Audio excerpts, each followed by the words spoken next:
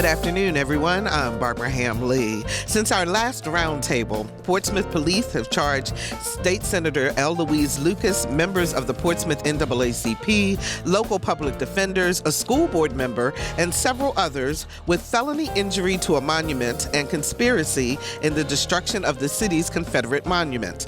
Now the police chief is on indefinite leave. The city manager and the city attorney are out, and the vice mayor is charged with unlawfully directing or requesting the police chief's removal. What is up with Portsmouth politics? Just one of the questions we'll tackle today on the Another View Roundtable. Stay tuned. We'll be right back after this news from NPR.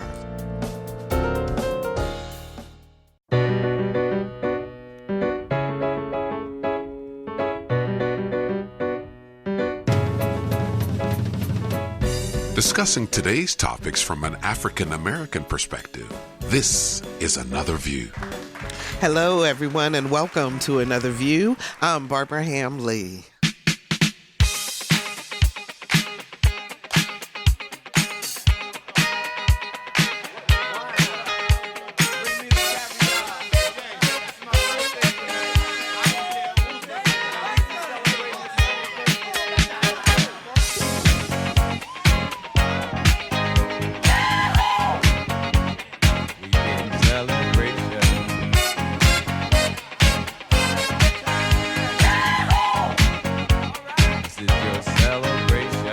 You're listening to Celebration, one of the many hit songs by the soul and R&B group Kool and the Gang.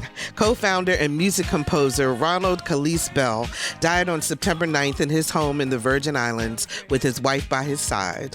Bell started Kool and the Gang with his brother Robert Kool Bell and neighborhood friends Dennis D.T. Thomas, Robert Spike Mickens, Charles Smith, George Brown, and Ricky West.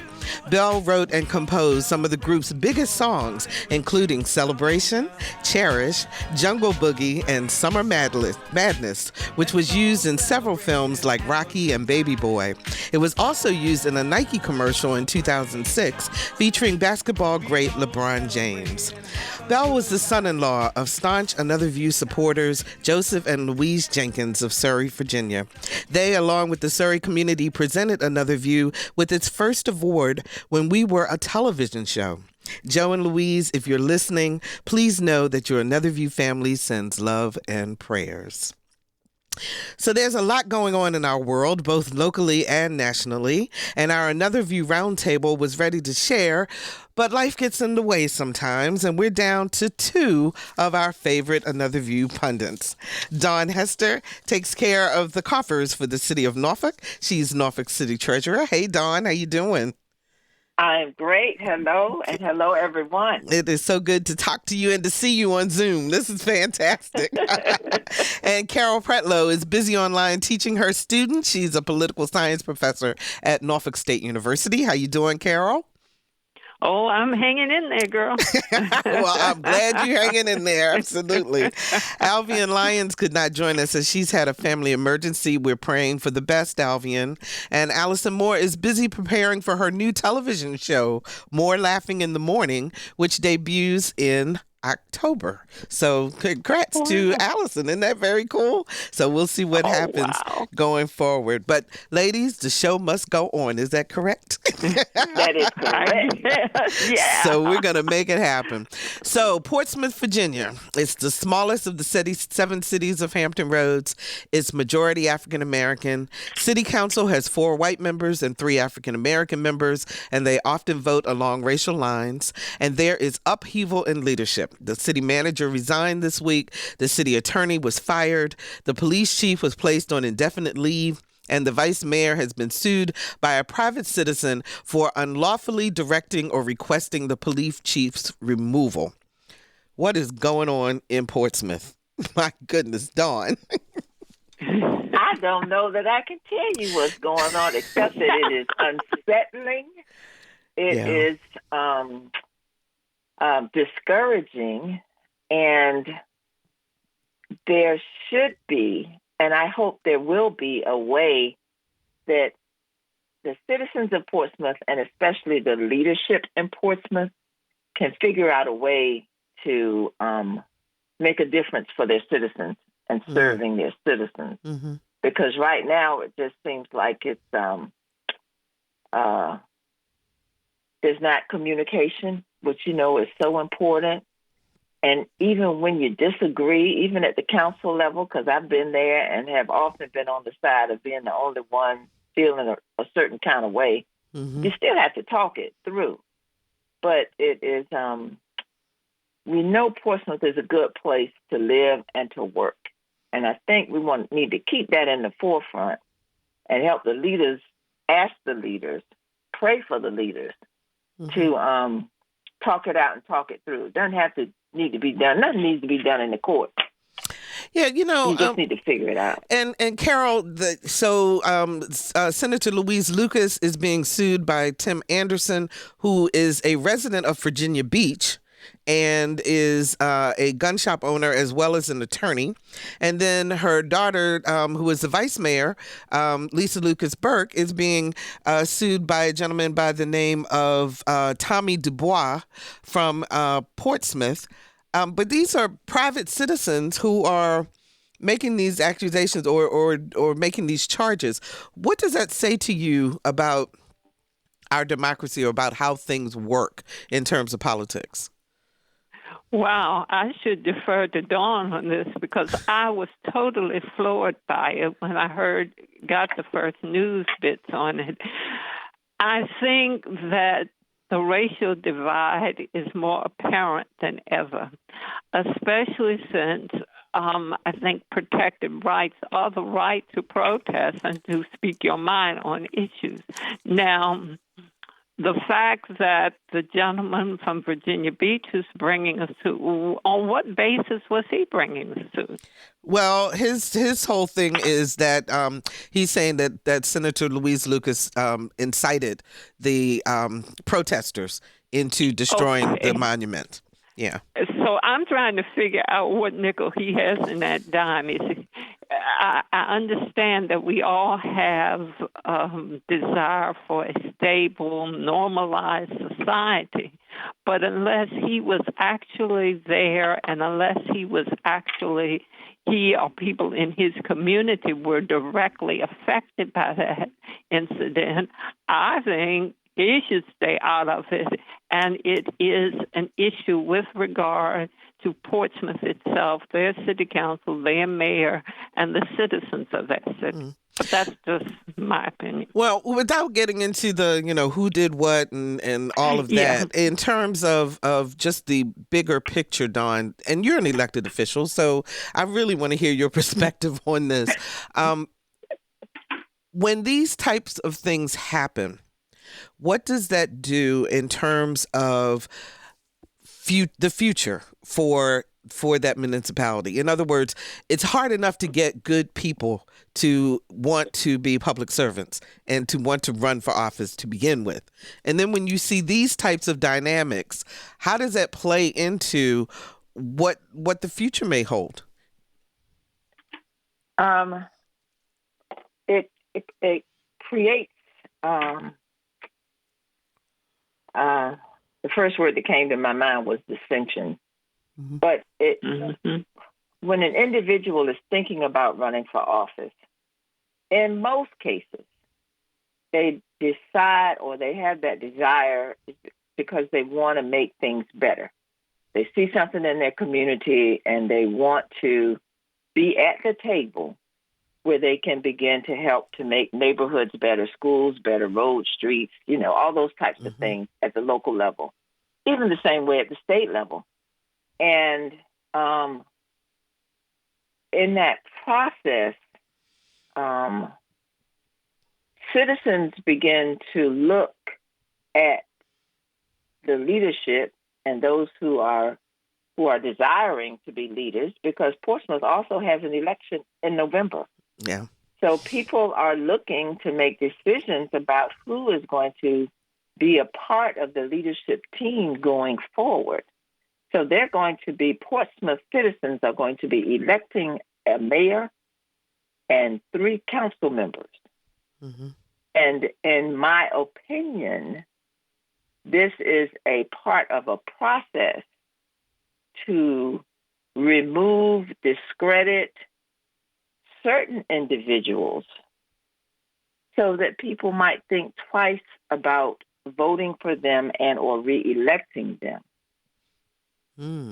Not necessarily for the right reasons, but because some people may not want this person to continue to serve. And yes, I'm specifically talking about Lisa. She is my sorority sister, and I want her reelected. I want to make that clear. But because I have been in the trenches so long, I do know that behind the scenes, individuals work together to try to get people removed, discredit them. I mean, it's, and you can look at it like the Kanye situation. We all know that Kanye is only being put on the ballot to pull the black vote. So in Virginia, he was taken off the ballot. Now he's suing. Republican attorneys who work with this current administration are his attorneys to get him back on the ballot. And that doesn't, I mean, it makes sense, but it also is a revelation, people, that you see that people work behind the scenes to get rid of people that they don't want, or to suppress the vote, or to keep individuals from voting for a candidate who truly wants to be on the ballot and who truly wants to make a difference. So, Carol, that was a long. No. That you brought up a lot of good points, and Carol, as a political science professor, you study politics and you study what this is all about. Is this not yet another reason why we have to push the fact that voting locally is so critical? Because, in the off years, or if it's not a big presidential election, then it is difficult to get people out to the polls. And you see what happens when you don't participate in the process every single time.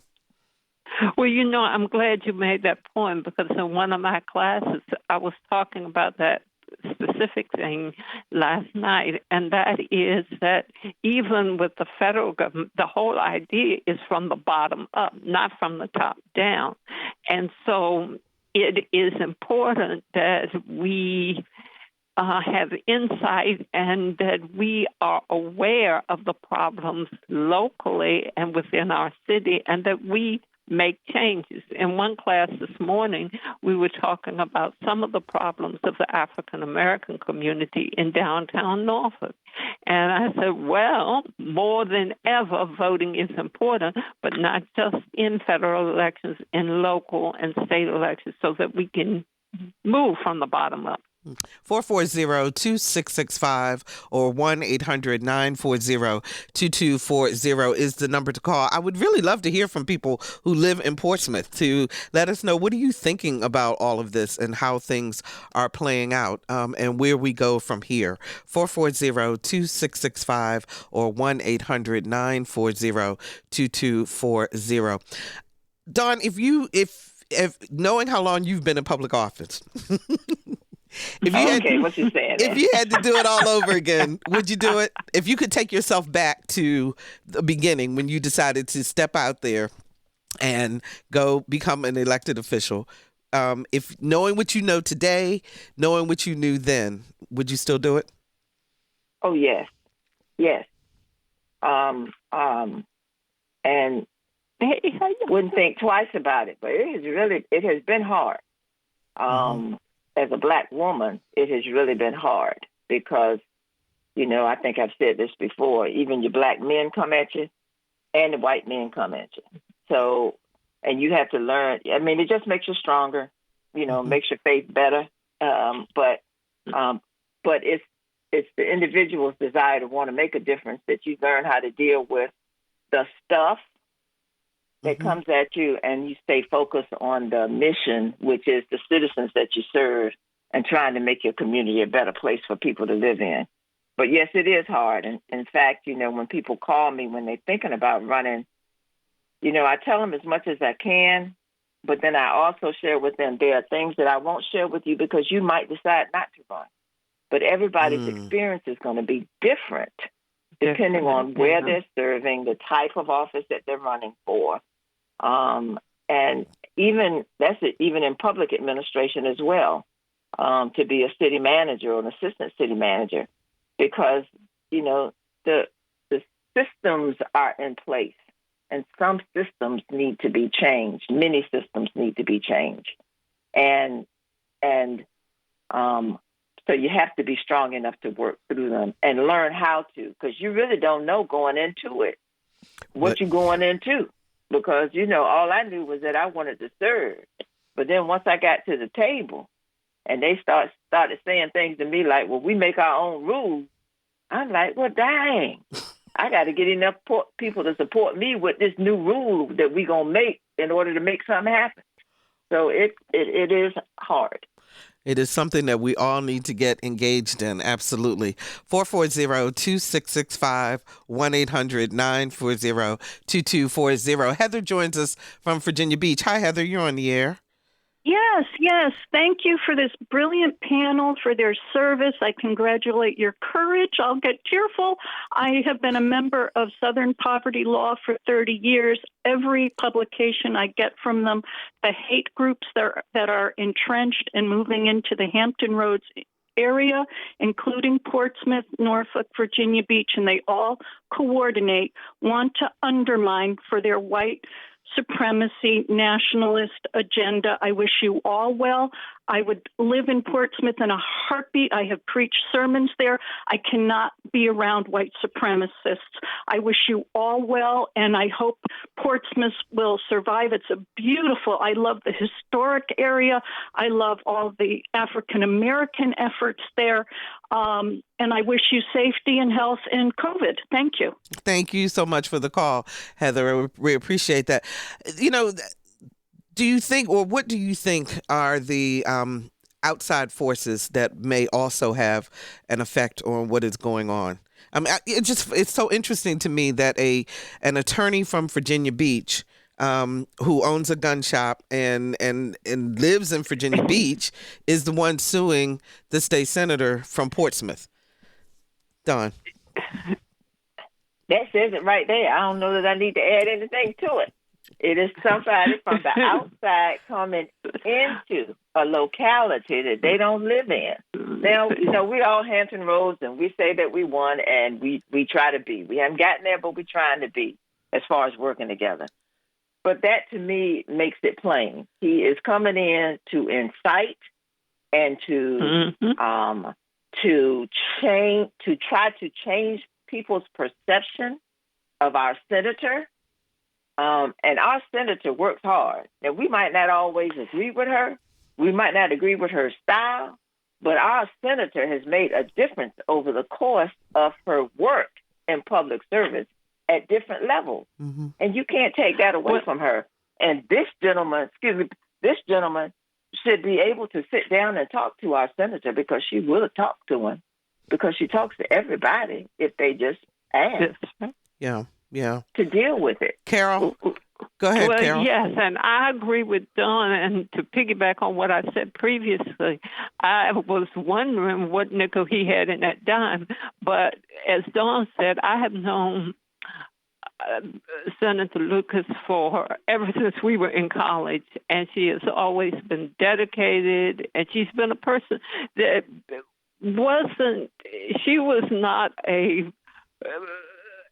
she did not hide what she had to say. And even if she disagreed with you, she would sit down and talk to you, and you could understand her perspective, and she could understand it. It hurt me, that situation that I saw emerging in Portsmouth with her as a focal point. And I said, the Louise Lucas I know and love is one that is doing her best every single day for the African-American community, and this is painful. Okay. Let's go to, which line, Lisa? Line 3. Manny, you're on the air from Norfolk. Good day. Hello, ladies. Hi. I'm glad that we're discussing this. I have issues with everything and nothing, right? I can disagree or agree with anybody on whatever topic. My particular issue here is that individuals have come for Dr. Patton. And there's been an individual who's come before council on multiple occasions. One individual in particular, a black man who looks like me, stood in front of these people and used the N-word to describe Dr. Patton. I'm saying to the African Americans of the city of Portsmouth, This is unacceptable. We do not allow, the same way so many black men I saw on Facebook and other places come for the sister Kamala Harris Hello? in public. That's unacceptable. We are not allowing black men or white men or anybody to come for our black women like that. That's unacceptable. Okay, thanks so much for the call, Manny. I appreciate that. You want to respond, Daun? I sure do. And I just want to thank Manny for saying it. And I hope he continues to say it.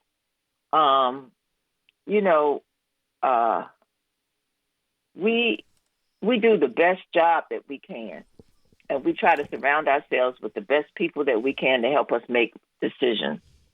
But when you're attacked by your own, and when I say your own, I'm talking about black men, it makes you wonder, what is it that, as a woman first, that I have done, or is it really me or just black women? Or, how did we in our dichotomy of blackness get to the point where we're not supporting our black women, even if we disagree with what they're doing or saying? I don't like it. I don't understand it. If looking at the national conversation, black men not voting for the Biden ticket because of Kamala and things that happened in the past, I just say everybody got a pass. And we're not where we were then, but the way I thought when I first started on the council back in 1992 is not who I am today in 2020. So I just appreciate Manny for saying it. And we need all the brothers to just say that, especially the other brothers, or to at least have the conversation about why do you feel that way? Yeah.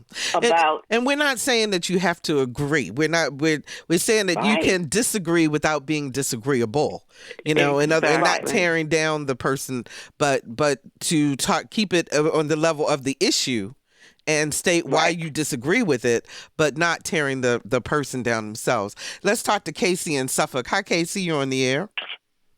Hey, thanks for taking my call. Just wanted to make a quick comment. Tim Anderson is actually being sued by Louise Lucas for defamation. Right. That is true. And that's because he is leading the effort to recall her, which is the cause of the defamation lawsuit. He is not actively suing her for anything in particular. And speaking of black men, I would really love to hear Bill back on the show. I absolutely loved his voice, but I'll just take my comments off air. Thank you very much. Okay, thank you very much. He is facing a defamation lawsuit from the senator based on the comments and the Facebook postings and so forth that he has posted about her and her leadership, and his accusation that she incited people to tear down the statue and allegedly told police not to arrest them when the statue was being torn down. So that's the difference. So it's both. They're going back and forth on it. Daun, go ahead. Which is a waste of everybody's time. I do want to thank Casey for calling to also bring that to the forefront, because yes, it is two-way. And so we do appreciate that. And a recall effort against her, there'll be a lot of us, of course, working to make sure that does not happen. Because we have to keep in mind that that's why we vote. That's why we vote. Thanks for the clarification. Yeah, both.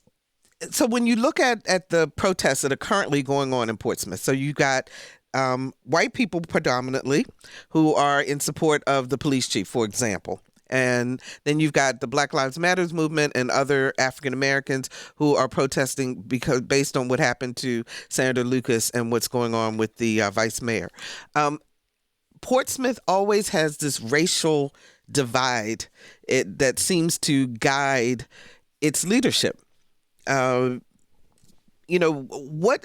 needs to happen? And people from Portsmouth call us. What needs to happen to bring the city together? Because from the outside looking in, it just looks like there's a split, and they just never the twain shall meet. They're not getting along. Carol. Well, off the top of my head, and Daun would know better than I, is a community forum where people come together and try to resolve the differences, but not focus in on, yeah, you did, and oh, I said, and no, what are the core components? What is the foundational issues that you wish to address? Let's address issues if it has to do with housing, if it has to do with actions of the police department there. Let's deal with the specifics and see how we can resolve specific issues.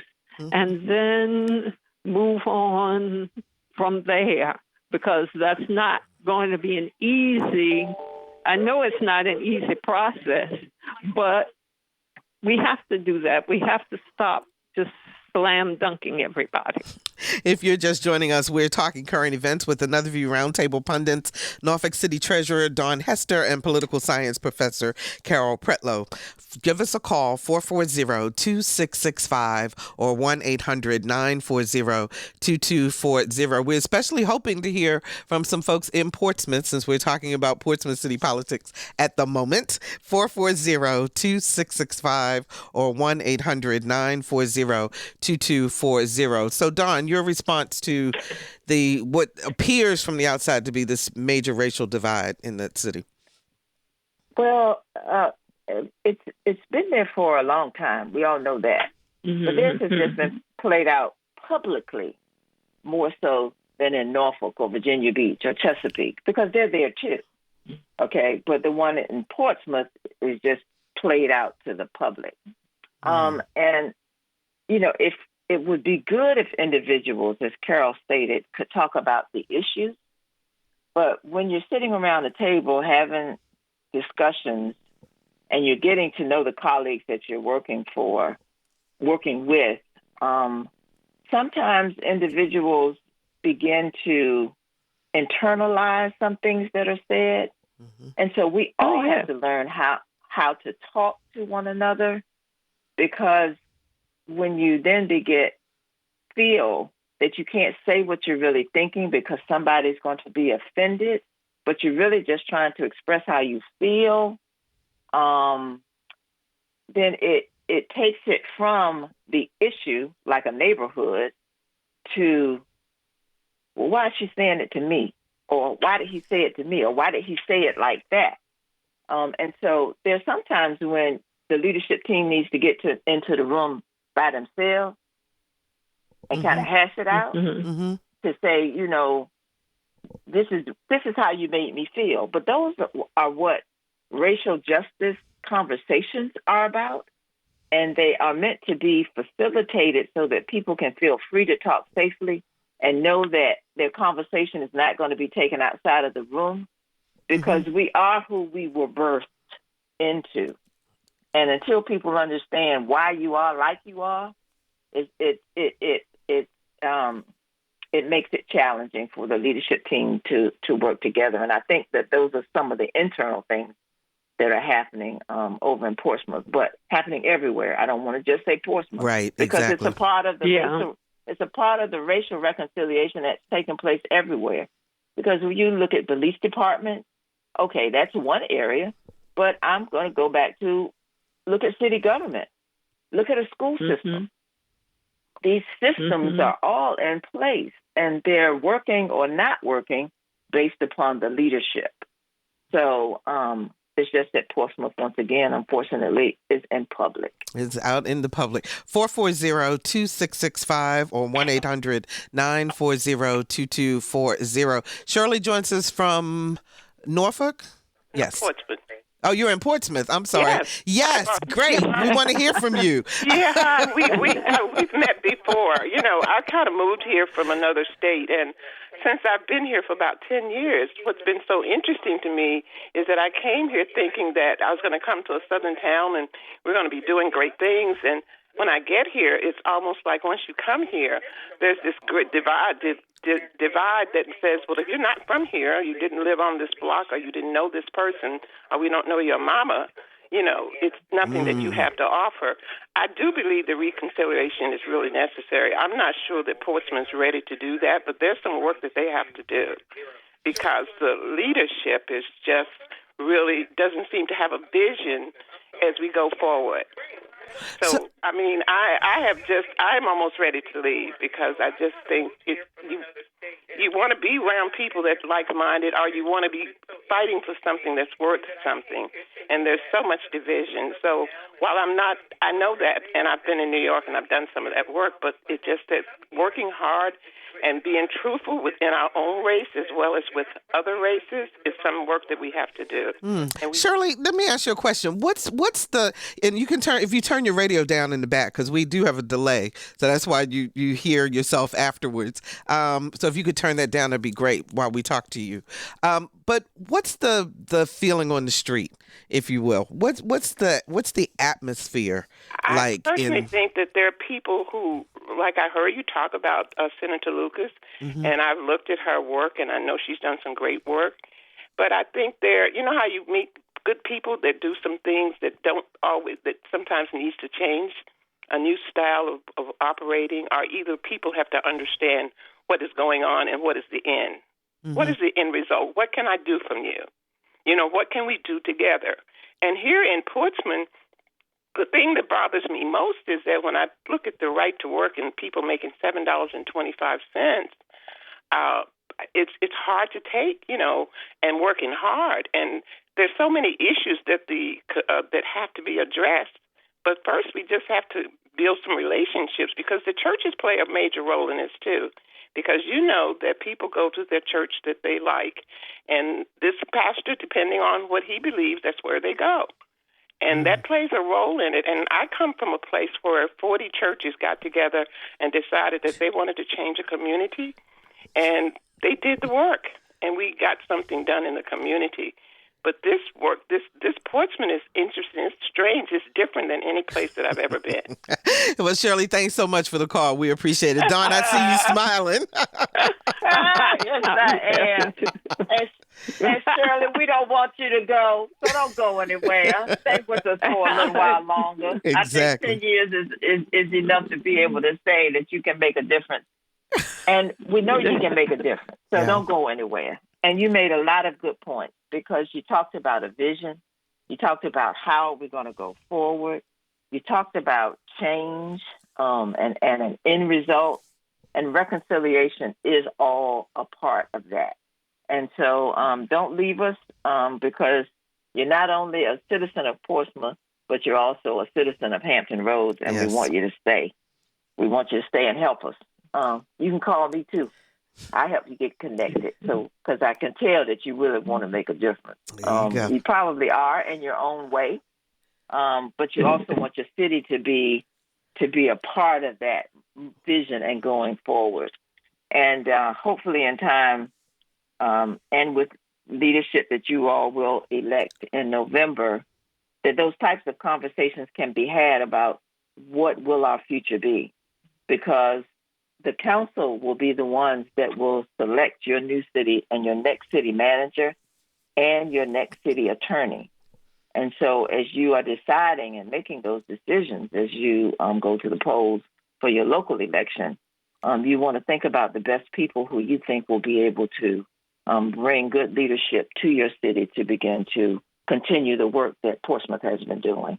Thank you so much for that call, Shirley. We appreciate it. 440-2665 or 1-800-940-2240. Tony joins us from Virginia Beach. Hi, Tony. You're on the air. Hi. Thanks for having me on the air, and thank you for your program.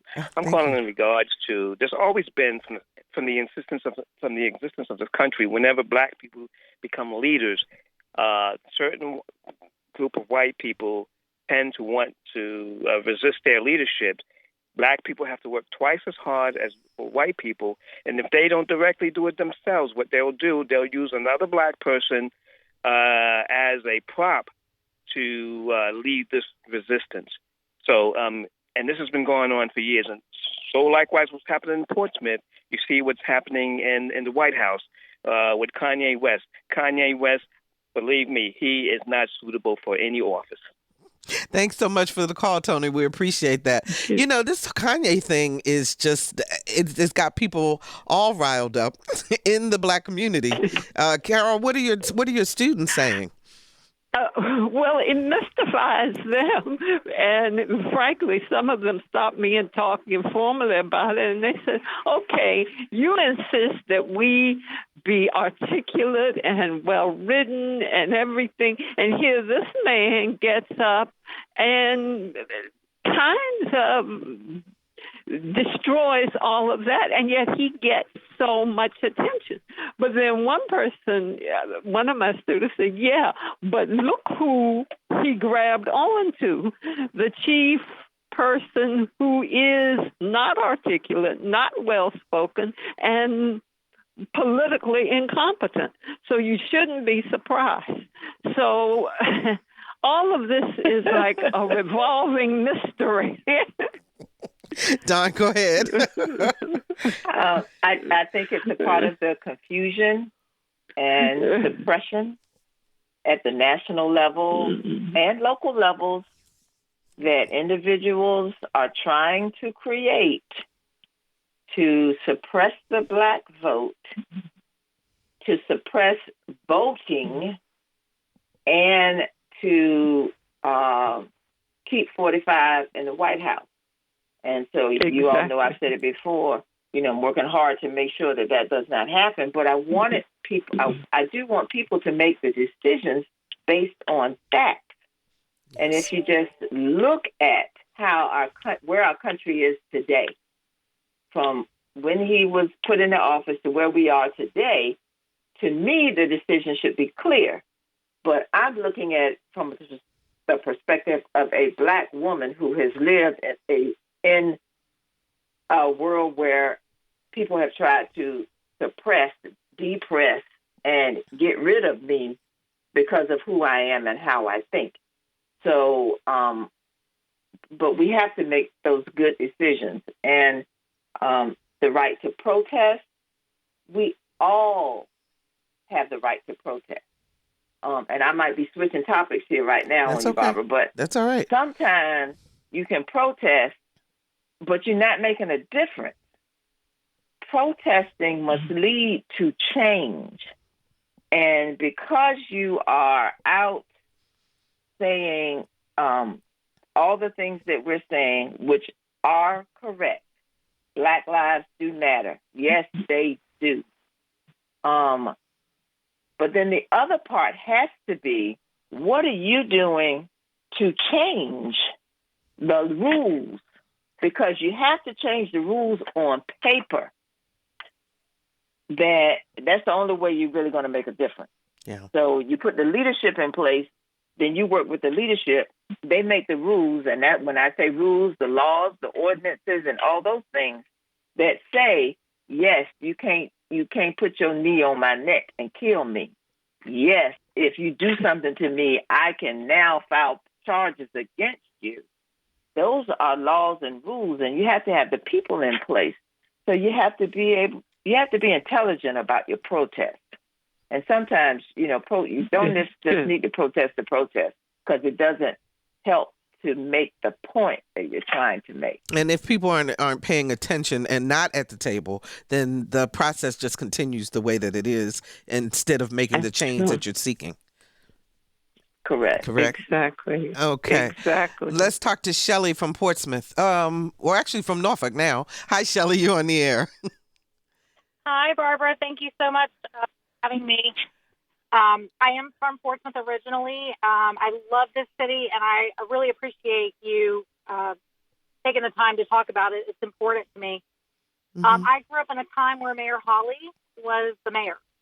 Mm-hmm. And it was such a peaceful time, or what I thought was a peaceful time. He was a gentle individual. He worked with everyone. My father worked for the Chamber of Commerce in Portsmouth and worked very closely with him. He would come over our house for dinner. Our families were close. I just feel like it was such a different city 20 years ago. Mm. And the thing I wanted to add was I feel like the tensions are high in Portsmouth, particularly Portsmouth, because of the taxes, which is the reason I left. The real estate taxes they're off the charts. You've got you've got all this city-owned property, Craney Island and the shipyard and all this stuff in the Navy, Naval Hospital. These are tax-free properties, and so the constituents have to make up the difference in money, and it just chokes them.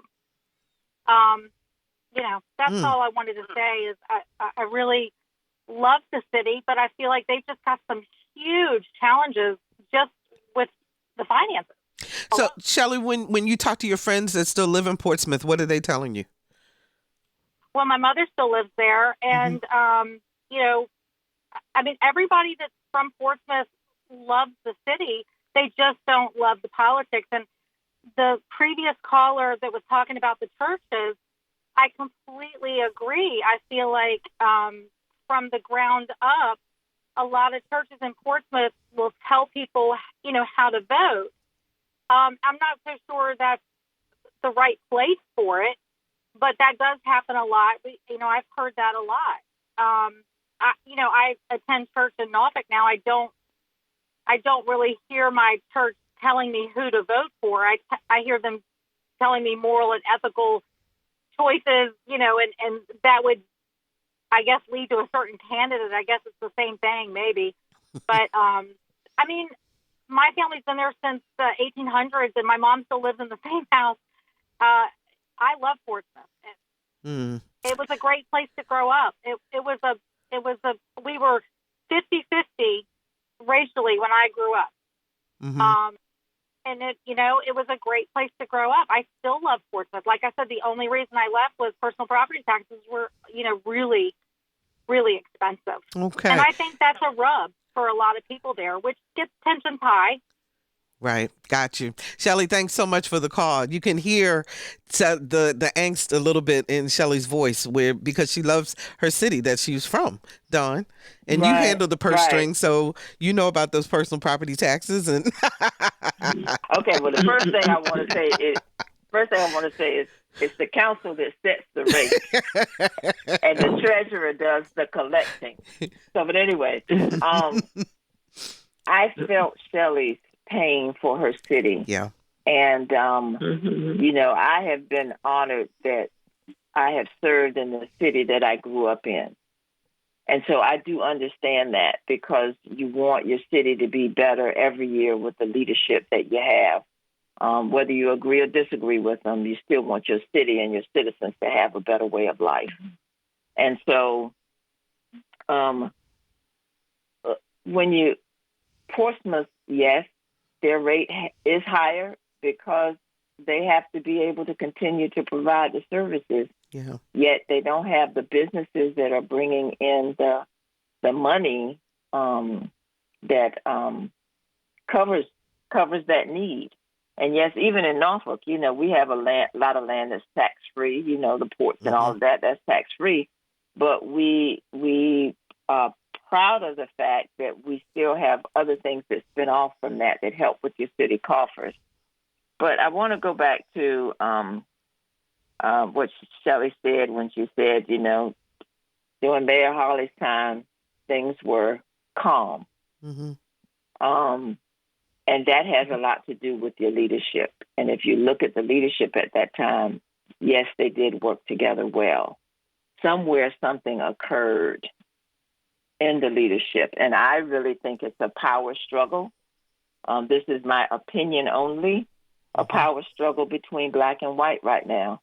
And I think that that it's an unnecessary struggle, because I think the desires are the same. It's to have a quality of life, great school systems, great communities for people to be able to live in.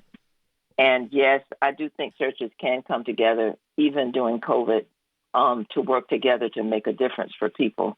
And then at one point we were talking about that that $7.50 wage that we have.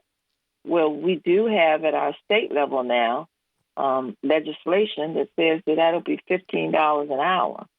That is because people elected individuals, our delegates and senators and governors, who support that.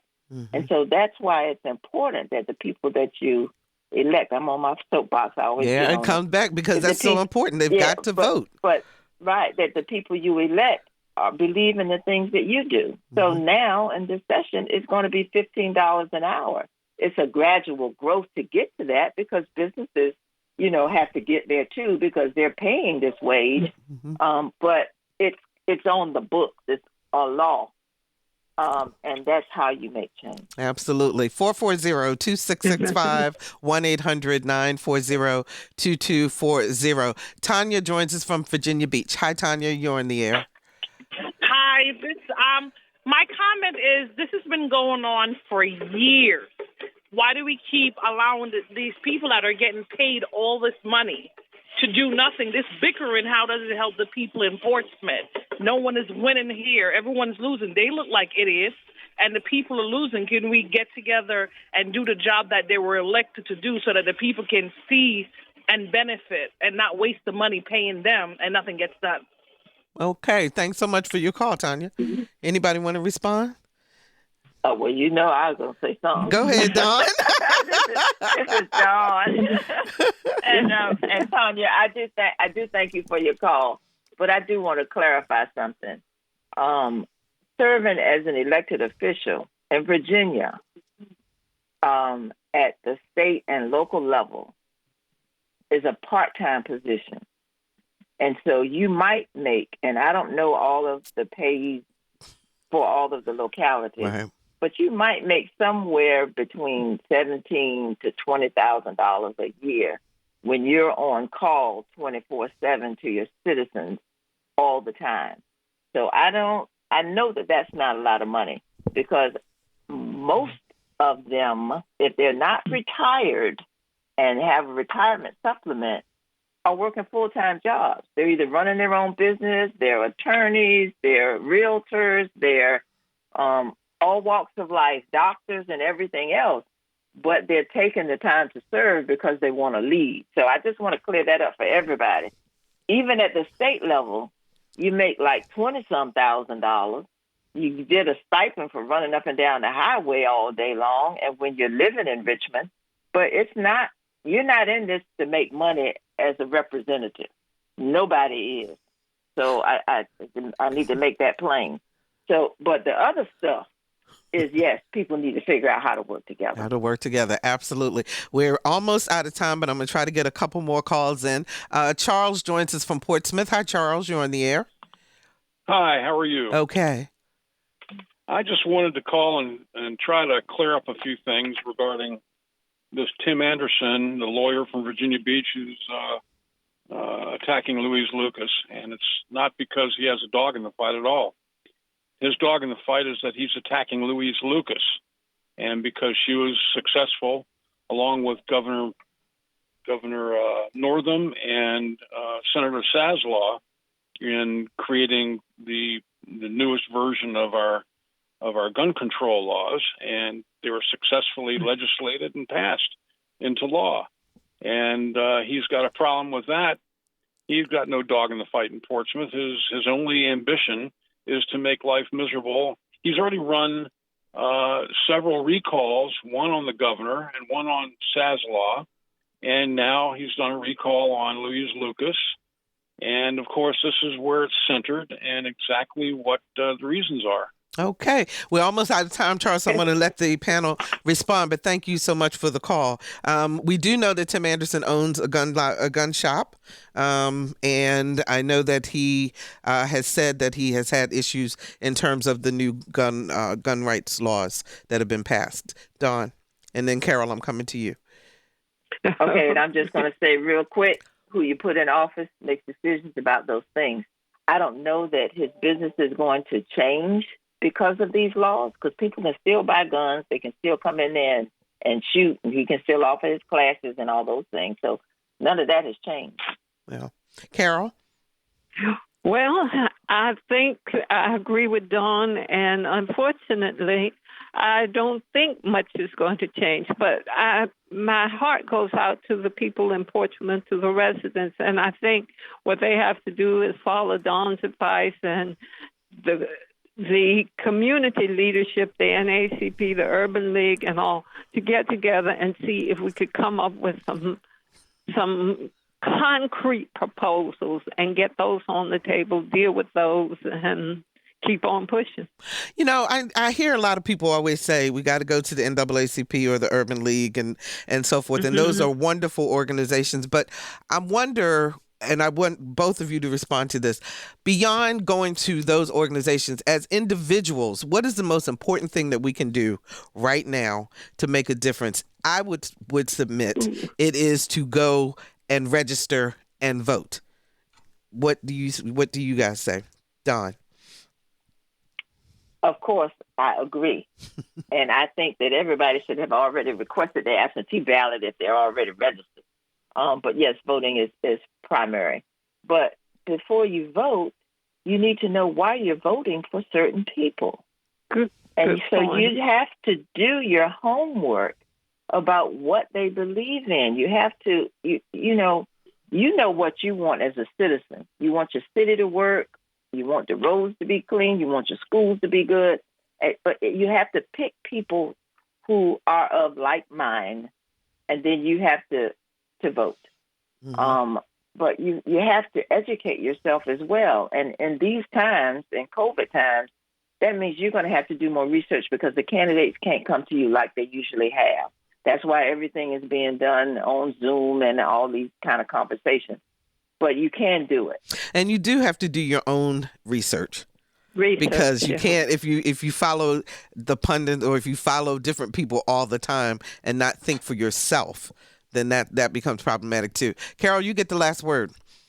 Well, I only can say ditto, and I can say that from the perspective of someone who moved to Norfolk from Isle of Wight County. And when I first moved here, I didn't register. I didn't vote in Norfolk because I didn't know enough about the issues and the resolution of those issues. It took time to learn, to do the research, and to feel like I was an informed citizen. And at that point, then I said, okay, I'm ready to vote. And it's a constant battle. It's not, I'll do it this time and I won't have to do it again. But issues evolve. So you have to keep on with the process of finding out what the solutions have been proposed and how you're going to how you propose resolving them, and then going forward. Okay, thank you so much, Daun Hester and Carol Pretlow, for once again bringing us such insight. We really appreciate it. Lots to process from today's show, so if you want to hear it again, please visit our website, anotherviewradio.org, and download the podcast. And we're still working on increasing our subscribers to our eView newsletter. It's a once-a-week reminder of upcoming shows. So while you're on our site, subscribe. We're on Facebook, and I'm on Twitter at Barbara Ham Lee. Do me a favor and be sure to tell your friends about Another View. We're here every Thursday at noon, and we just love having you as our audience. Our theme music was composed and performed by Jay Sennett. Lisa Godley is our show producer. Todd Washburn is our audio engineer, and Dr. Barry Graham answered our phones. I'm Barbara Ham Lee. Wash your hands, stay socially distant, wear your mask, and join us again next Thursday at noon for Another View. We're going to take you out with Summer Madness in honor of Ronald Calais Bell. Bye-bye, everybody.